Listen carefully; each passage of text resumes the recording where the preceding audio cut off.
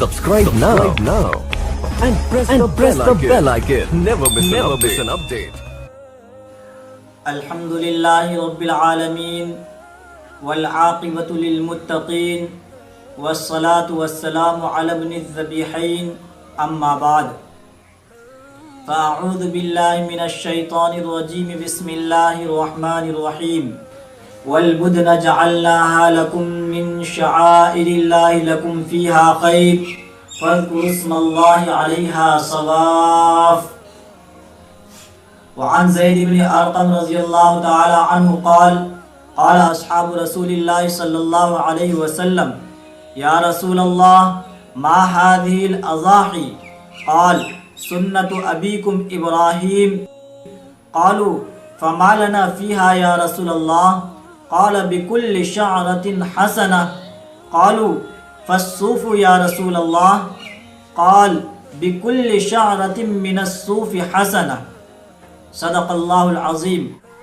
آج میں آپ حضرات کے سامنے قربانی سے متعلق کچھ اہم باتیں لے کر حاضر ہوا ہوں تاکہ ہمارے لیے قربانی میں اخلاص پیدا کرنا آسان ہو جائے. سب سے پہلے بات کریں گے قربانی کی ابتدا کے متعلق کہ قربانی کی ابتدا کب سے ہوئی. تو ظاہر ہے کہ حلال جانور کو بنیت تقرب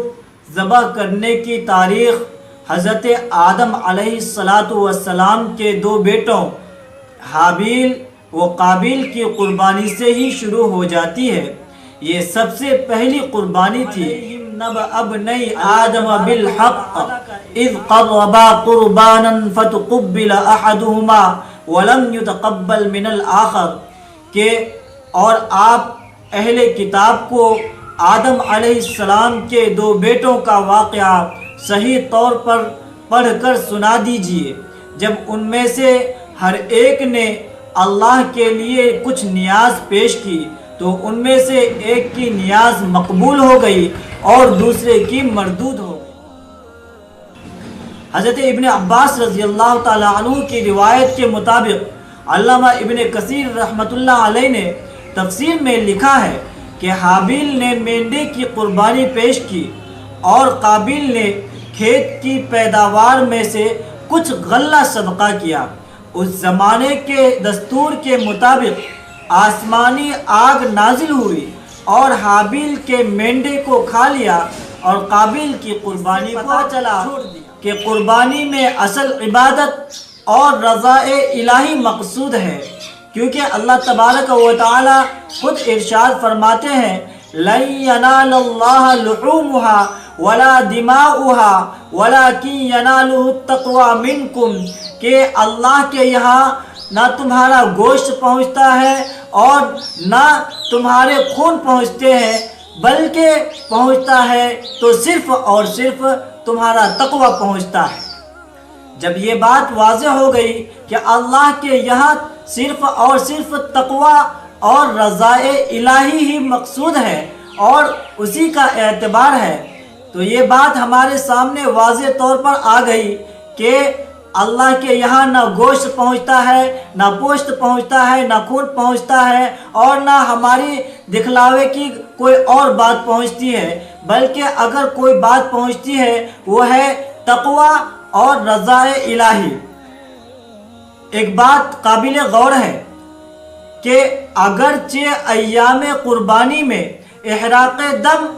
اور قربانی سے بڑھ کر کوئی عمل نہیں،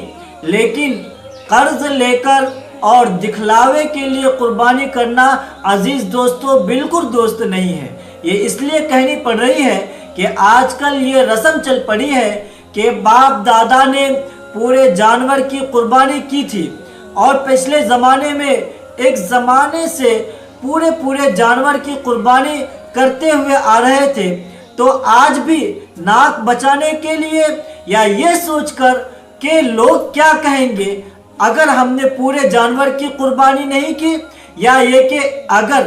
ایک دو حصے کی قربانی کی تو لوگ ہمیں کیا کہیں گے، ہماری عزت چلی جائے گی. عزیز دوستو ان باتوں کا خیال کر کے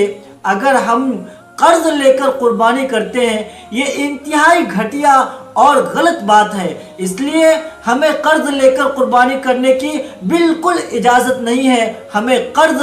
ادا کرنے کی فکر کرنی چاہیے۔ عزیز دوستو، لوگ کیا سمجھیں گے، لوگ کیا سوچیں گے، اس سے ہمیں خوش کرنے کے لیے قربانی کی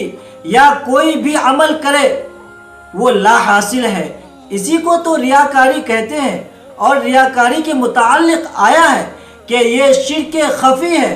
آخرت میں ایسے عمل کا کوئی بدلہ نہیں، کوئی جزا نہیں، اس عمل کو اس کے منہ پر مار دیا جائے گا اور یہ کہہ دیا جائے گا کہ تم نے جس کو دکھانے کے لیے قربانی کی تھی یا تم نے جس کو دکھانے کے لیے جو عمل کیا تھا سو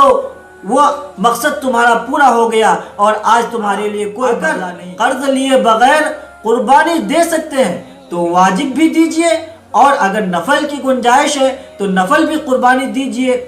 اس میں کوئی حرج نہیں۔ کہ اگر کسی بھائی کے دل میں یہ بات ہو کہ میں قربانی اس لیے کرتا ہوں کہ ثواب بھی مل جائے اور بچوں کے لیے گوشت کا بھی انتظام ہو جائے تاکہ بچے کسی کے دروازے پر نہ جائے، تو اس میں کوئی حرج نہیں۔ بغیر قرض لیے اگر ایسا کر سکتے ہیں تو کیجئے، خوشی سے کیجئے، اور اس میں کوئی حرج نہیں، نہ آپ کو گناہ ملے گا اور نہ اس میں کوئی ریاکاری ہے۔ اللہ تعالی ہمیں اخلاص کرنے کی توفیق عطا فرمائے۔